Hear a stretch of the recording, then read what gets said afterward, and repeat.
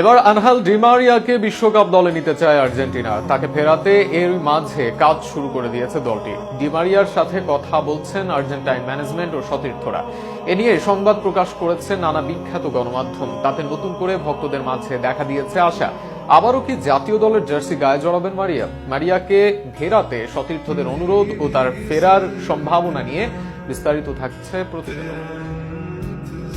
সর্বশেষ ম্যাচ খেলেছেন কোপা আমেরিকার ফাইনালে। এরপর জাতীয় দল থেকে নিয়েছেন অবসর আনহেল ডি মারিয়াকে ছাড়া। এরপর বিশ্বকাপ বাছাই পর্বের ম্যাচ খেলেছে আর্জেন্টিনা।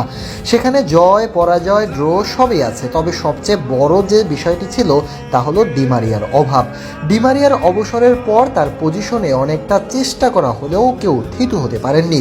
অ্যাটাকিং মিডফিল্ড বা উইং আক্রমণ ভাগে ডি মারিয়ার ছিল ভার্সেটিলিটি, যে কারণে কখনো উইঙ্গার বা কখনো অ্যাটাকিং মিডফিল্ডার নিয়ে তার জায়গা পূরণের চেষ্টা করা হয়েছে, তবে সেভাবে কাজ হয়নি। তাই আবারও ডি মারিয়াকে ফিরিয়ে আনার চেষ্টা সতীর্থদের।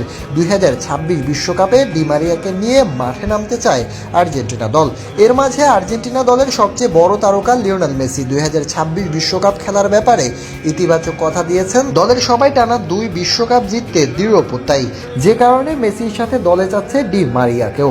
ডি স্পোর্টস এর মতে বর্তমানে আর্জেন্টিনা দলের খেলোয়াড়রা বিশ্বাস করে ডি মারিয়া বর্তমানে আর্জেন্টিনা দলের গুরুত্ব আরও বাড়িয়ে দিবে।